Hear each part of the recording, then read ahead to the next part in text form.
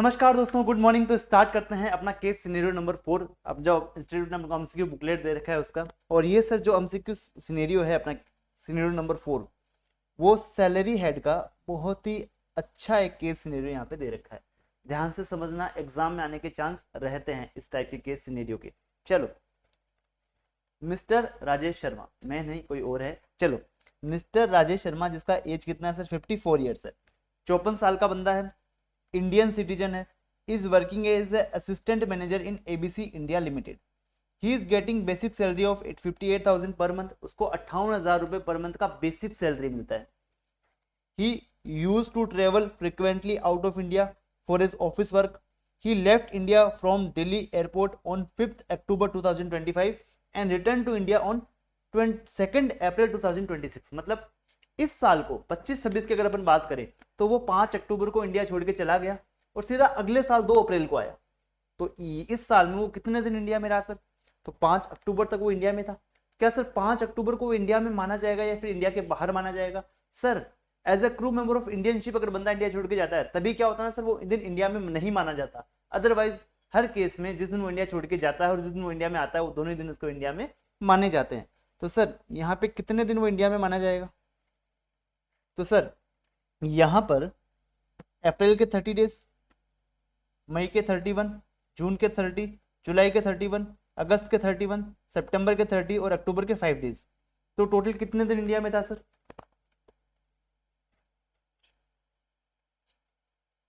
168। वो 168 days India में था, बराबर। वो 168 डेज इंडिया में था ना। अप्रैल, मई, जून, जुलाई, अगस्त, सितंबर, 6 महीने। 180, अच्छा 180 है ना बेटा, 6 होगा ना। 1 2 3 4 5 6, 180। 188 डेज इंडिया में था ना। वो 188 डेज इंडिया में था। इसका मतलब क्या बनेगा सर? वो इंडिया का रेजिडेंट बन जाएगा, क्योंकि दोनों बेसिक कंडीशन में से एक कंडीशन सेटिस्फाई हो रही है। या तो वो पिछले 4 सालों में 60 दिन, सॉरी इस साल में 60 दिन और पिछले 4 सालों में 365 दिन इंडिया में रहे, या फिर इस साल में 182 दिन रहे। तो वो दोनों में से एक भी, कोई भी कंडीशन सेटिस्फाई हो तो वो क्या बन जाएगा? रेजिडेंट बन जाएगा। उसने ये कंडीशन सेटिस्फाई कर दिया तो वो क्या बन जाएगा सर? वो रेजिडेंट बन जाएगा। अब अपन को देखना है वो आर ओ आर है या आर एन ओ आर है। तो इसके लिए अपन को इन्फॉर्मेशन चाहिए होगा। क्या चाहिए होगा सर? पिछले 10 सालों में से कोई भी 2 साल में वो क्या रेजिडेंट है? सर पिछले 7 सालों में 730 दिन या उससे ज्यादा वो इंडिया में रहा है। तो सर क्या ऐसा इन्फॉर्मेशन अपन को दे रखा है इस क्वेश्चन में? आंसर इज नो, अपन को नहीं दे रखा है। इसका मतलब क्या होगा? इसको अपन आइडेंटिफाई नहीं कर सकते कि वो आर ओ आर है या आर एन ओ आर है, बट अपने इतना आइडेंटिफाई कर लिया कि वो क्या है सर? रेजिडेंट है। ठीक है, वो अपना क्या है सर? इंडिया का रेजिडेंट है। चलो, इसके बाद अपन को क्या क्या इंफॉर्मेशन दे रखा है? For the previous year 25-26 following information are relevant. Dearness allowance 10% of basic salary considered for the retirement purpose. Sir DA कितना मिलता है उसको? बेसिक सैलरी का 10%। तो इसका बेसिक सैलरी कितना है सर? सर बेसिक सैलरी है 58,000 पर मंथ है, तो पूरे साल का निकल जाएगा अपने पास। कितना आएगा सर? सर आई थिंक 6,96,000 आना चाहिए ना। यस सर, ठीक है। इसका 10% अपना डीए है, तो डीए कितना आएगा सर? डीए आएगा 69,600। ये अपना डीएनएस अलाउंस आ जाएगा। सर बोनस 98,000 फुल्ली टैक्सेबल होता है। सर डीए भी अपना फुल्ली टैक्सेबल होता है।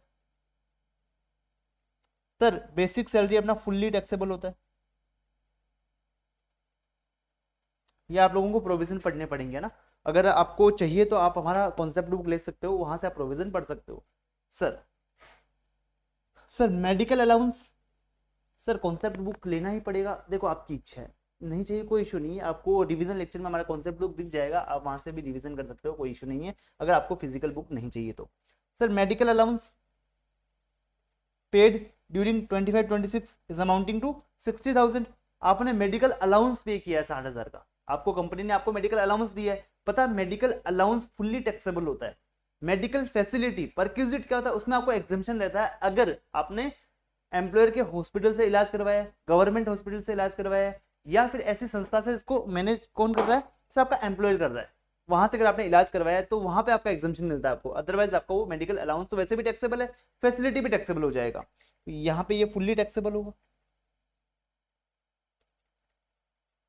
Sir he was also reimbursed with the medical bill of his mother amounting to 15,000। तो यहाँ पे सर ऐसा दे ही नहीं रखा कौन से हॉस्पिटल से करवाया है। अगर प्राइवेट से करवाया तो फुल्ली टैक्सेबल होगा, तो अगर ऐसा नहीं दे रखा तो अपन क्या करेंगे सर, इसको फुल्ली टैक्सेबल मानेंगे, इसको अपन फुल्ली टैक्सेबल यहाँ पे मानने वाले हैं। इसके बाद सर अब ये वाला पॉइंट अच्छा है समझना ना, he was also transferred A laptop, उसको एक लैपटॉप ट्रांसफर करा गया है भाई कंपनी के द्वारा फॉर ₹15,000, 15,000 में कंपनी ने उसको लैपटॉप दे दिया। On 31 December 2025 the laptop was acquired by company on 1 October 2022। Company ने एक्चुअल में लैपटॉप कब परचेस करा था, 1 अक्टूबर 2022 को। कितने रुपए में सर, 1 लाख रुपए में। Company was charging depreciation at 31.666% assuming useful life of laptop as 3 year. Sir कुछ भी मानो ना, अपने इनकम टैक्स एक्ट में क्या लिखा है सर, कि अगर कंपनी लैपटॉप या कोई इलेक्ट्रॉनिक आइटम अपने एम्प्लॉइज को देती है तो वो उस पर 50% पर एनम का डेप्रिसिएशन मानेगी फॉर कंप्लीटेड ईयर, बराबर। तो सर यहाँ पे उसने 1 अक्टूबर 2022 को क्या किया ना सर, कंपनी ने लैपटॉप परचेस करा था, तो 22-23 का 50% डेप्रिसिएशन मिलेगा, 23-24 का 50% मिलेगा, 24-25 का 50% मिलेगा, और सर 25 में तो उसने सरेंडर ही कर दिया, 26 में तो है ही नहीं कंपनी के पास, तो 3 साल का डेप्रिसिएशन दे दो सर। कितना आएगा सर, 1 लाख का था अपना एसेट, पहले साल का 50,000 50%, तो आएगा WDV अपने पास बचेगा 50,000, और ये जो भी मिलता है डेप्रिसिएशन वो WDV पे मिलता है ना, तो यहाँ पे 25,000 मिल जाएगा अगले साल का, फिर यहाँ बचेगा 25,000 और 1 साल का और मिलेगा 12,500। तो अपना कंपनी के हाथ में वो लैपटॉप था कितने का, as per income tax act 1961 company के डेप्रिसिएशन की रेट से अपने कोई मतलब नहीं है, अपने को इनकम टैक्स की रेट से मतलब है। ऐसा आपको प्रोविजन दे रखा है, देखो मैं आपको दिखा देता हूँ एक बार ना, ये मैं प्रोविजन आपको गो थ्रू करवा देता हूँ, देखना ना।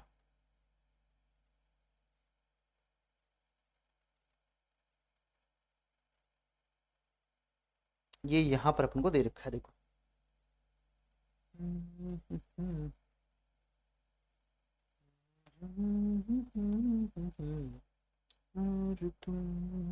ये रहा।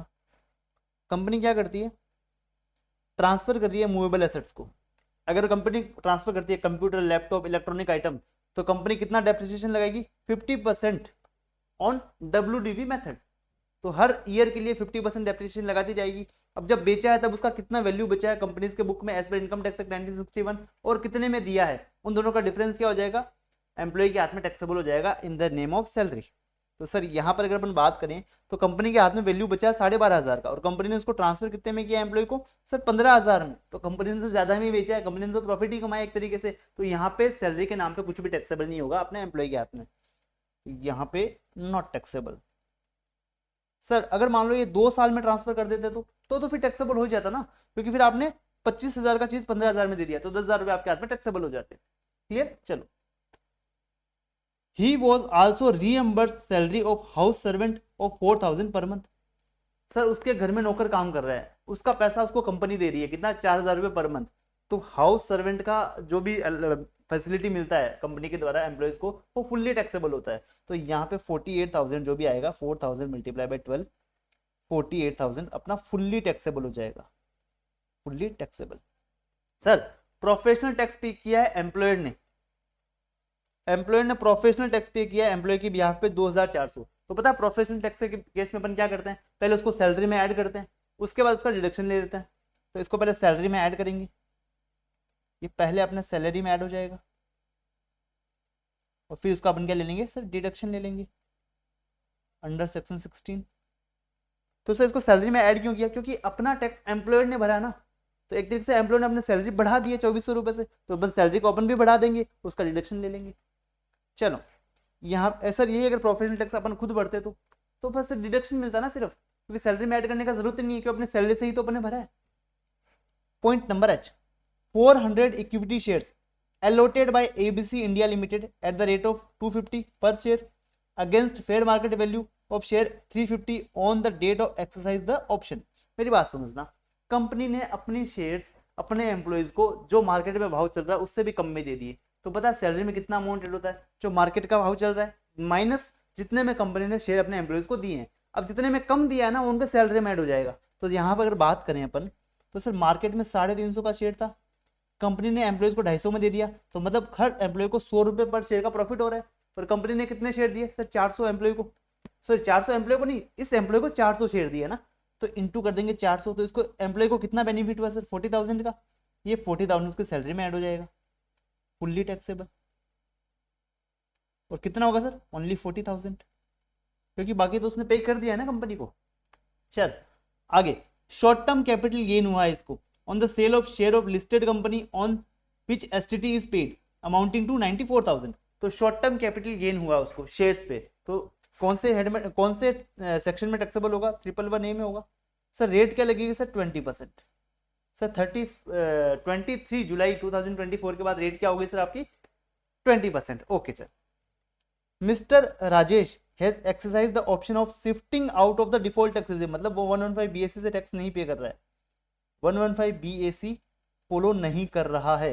चलो सर, आपको इसके बेस पे आपको एमसीक्यूज के आंसर देने हैं। सबसे पहला एमसीक्यू है, what is mister Rajesh residential status for the assessment year 26-27। तो अपन ने यहाँ पे निकाला कि सर वो रेजिडेंट तो है, बट आगे इन्फॉर्मेशन अपन को दे नहीं रखा है कि सर ओआर है या आरएनओआर है, तो अपन यहाँ अप्रोप्रिएट आंसर टिक करेंगे। तो सर वो अपना रेजिडेंट है ना, तो देखो ये अपन को पता नहीं है या नहीं है, ये भी पता नहीं है, नॉन रेजिडेंट तो नहीं है, तो यहाँ लिखा है resident but can not be determined resident and ordinary resident है या आरएनओआर है, ये अपन निकाल नहीं सकते क्योंकि अपन को इन्फॉर्मेशन नहीं दे रखा है। ठीक है, तो ये वाला अपना आंसर सही हो जाएगा। इसके बाद what are his taxable perquisite, उसके टैक्सेबल परक्विजिट कितने होंगे। अब मेरी बात सुनने पर अपने आइडेंटिफाई करते हैं कि परक्विजिट है कौन कौन से वाले। तो सर बेसिक सैलरी अपना परक्विजिट नहीं है, ठीक है, डीए अपना परक्विजिट नहीं है, बोनस अपना परक्विजिट नहीं है, मेडिकल अलाउंस अपना अलाउंस है, परक्विजिट नहीं है। सर मेडिकल बिल का रिएम्बर्समेंट किया है वो अपना परक्विजिट है, ठीक है, तो ये टैक्सेबल भी हो रहा है, तो ये 15,000 तो ये टैक्सेबल हो जाएगा। ठीक है, उसके बाद सर ये जो लैपटॉप ट्रांसफर करा है, तो ये भी फैसिलिटी है सर, तो इसका भी अमाउंट टैक्सेबल होगा, बट यहाँ पे तो टैक्सेबल हो ही नहीं रहा है, इसका मतलब यहाँ पे अपना कोई भी अमाउंट अपन ऐड नहीं करेंगे। बट अगर यहाँ पे टैक्सेबिलिटी कुछ आता फिगर, तो इसको अपन बराबर से टैक्सेबल परक्विजिट में ऐड करते। सर उसको सर्वेंट का सैलरी रिएम्बर्स हो रहा है, ये भी फैसिलिटी है, ये भी अलाउंस नहीं है, तो ये भी परक्विजिट है, तो 48,000 ये भी टैक्सेबल हो जाएगा, ये भी अपना टैक्सेबल परक्विजिट में आ जाएगा। सर प्रोफेशनल टैक्स, सर ये भी आपने एक तरीके से फैसिलिटी है। देखो अलाउंस क्या होता है ना, एक सिंपल सा पढ़ना समझना, अलाउंस का मतलब कंपनी आपको एक फिक्स्ड अमाउंट दे रही है, प्रोफेशनल टैक्स तो जितना आ रही है उतना ही कंपनी भर रही है। तो सर ये अगर वेरी करता है फिगर आपके एक्सपेंस के साथ, तो वो आपका फैसिलिटी है, ठीक है। और सर जो वेरी नहीं करता वो आपका क्या है सर, वो आपका परक्विजिट है। तो ये 2400 रुपये आपका परक्विजिट है, ये ऐड कर देंगे।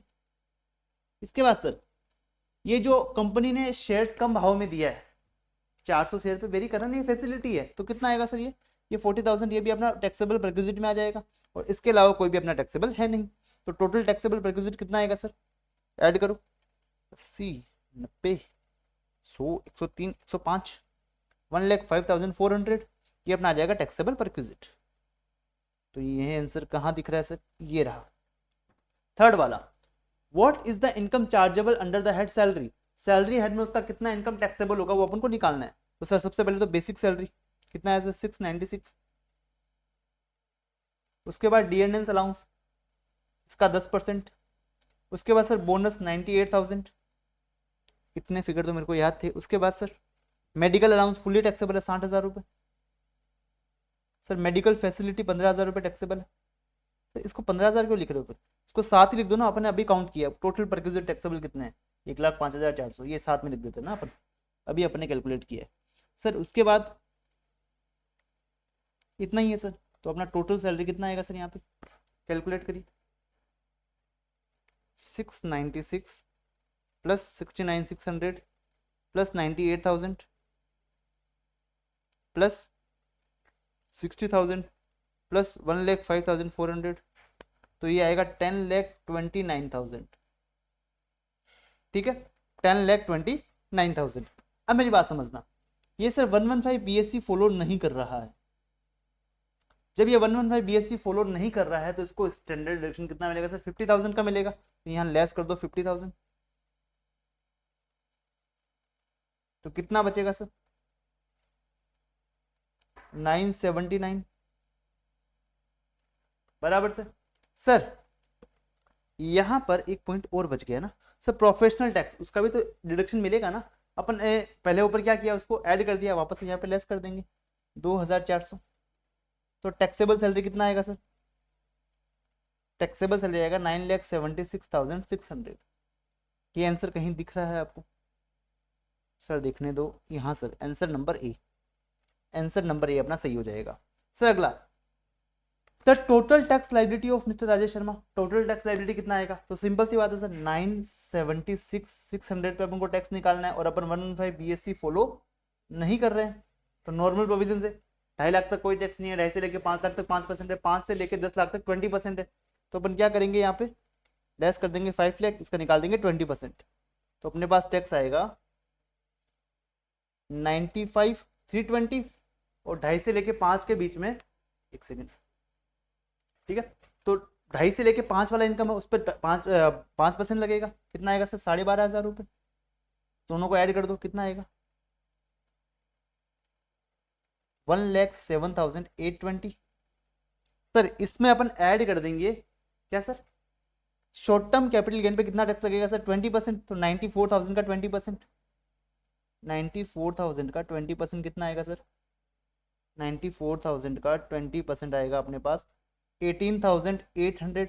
तो टोटल टैक्स कितना आएगा सर 1,07,820, 1,26,620 प्लस कर दो 4% हेल्थ एंड एजुकेशन से, तो टोटल टैक्स आएगा 1,31,685।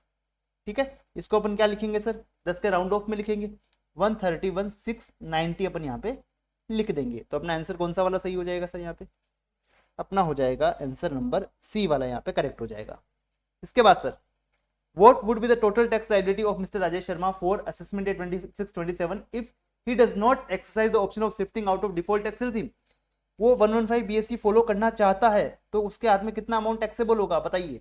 तो सर 976,600, और यहाँ पे ऐसा कोई भी अलाउंस वगैरह नहीं है जिसका अपन को एग्जाम्पशन मिला है, जो कि 115 BSc में नहीं मिलता, तो ऐसा कुछ भी नहीं है। तो अपन को इस पे टैक्स निकालना है, इस पे टैक्स निकालो, 4 लाख तक कोई टैक्स नहीं है, क्योंकि सर आपने कहा 94,000 भी तो है sir, 94,000 short term capital gain, उसमें तो स्पेसिफाइड रेट दे रखा है, उसी से लगाना है, तो स्लैब तो इसी पे लगेगा ना।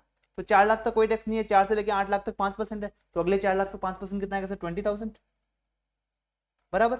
सर 8 से लेकर 12 लाख के बीच में 10% है, तो कितना बचा 176,600 का 10% कितना आएगा 176,660। तो अपना टोटल टैक्स आएगा सर 37,660, और इसका 20%, 94,000 का 20% कितना आएगा सर, अपन अभी निकाला था 18,800। सर यहाँ पर ये अपना बंदा क्या है सर, रेजिडेंट है, तो इसको क्या मिलेगा सर 87A का रिबेट मिलेगा। अगर 115 BSc के केस में अगर उसका इनकम 12 लाख तक है, तो उसको 60,000 तक का 87A का रिबेट मिलता है। तो इसका इनकम कितना है सर, दोनों को ऐड कर लो सर, तो भी 12 लाख से कम है, तो इसको 87A का रिबेट मिल जाएगा। ऊपर ध्यान रखना सर, ये रिबेट आपको कैपिटल गेन की इनकम के अगेंस्ट में नहीं मिलता, तो ये वाली इनकम के अगेंस्ट में आपको डिडक्शन नहीं मिलेगा, आपको रिबेट नहीं मिलेगा। ओनली इस इनकम के टैक्स के अगेंस्ट में आपको क्या मिल जाएगा सर, रिबेट मिल जाएगा। तो कब तक कितना मिलेगा सर, अप टू 60,000। तो आपका टैक्स कितना है सर यहाँ तक 37,660, तो आपको 60,000 तक का रिबेट मिल जाएगा। तो यहाँ पे टैक्स नहीं भरना आपको, बट ये वाला टैक्स तो आपको भरना ही पड़ेगा, 18,800 आपको भरना ही पड़ेगा, plus 4% health and education cess. कितना आएगा sir 18,800 plus 4% health and education cess, तो आपका टैक्स आएगा 19,552। इसको अपन लिखेंगे 10 का राउंड ऑफ में 19,550। तो अपना यहाँ पे टैक्स लायबिलिटी आएगा अंडर सेक्शन 115 BSc 19,550। यहाँ आके अपना MCQ नंबर 4 भी कंप्लीट हो जाता है। इसी तरह MCQ को देखते रहने के लिए बने रहिए हमारे चैनल पे, और ये सीरीज चलती रहेगी जब तक कि ये सारे MCQ कंप्लीट नहीं हो जाते। थैंक यू, बाय बाय, मिलते हैं अपने अगले वीडियो में, तब तक के लिए थैंक यू और गॉड ब्लेस यू। आपकी पढ़ाई अच्छे से चलती रहे, और जिसको जहाँ समझ में आ रहा है, जिसको अच्छा लग रहा है, प्लीज़ कमेंट करना, लाइक करना, इससे हमको क्या मोटिवेशन मिलता है।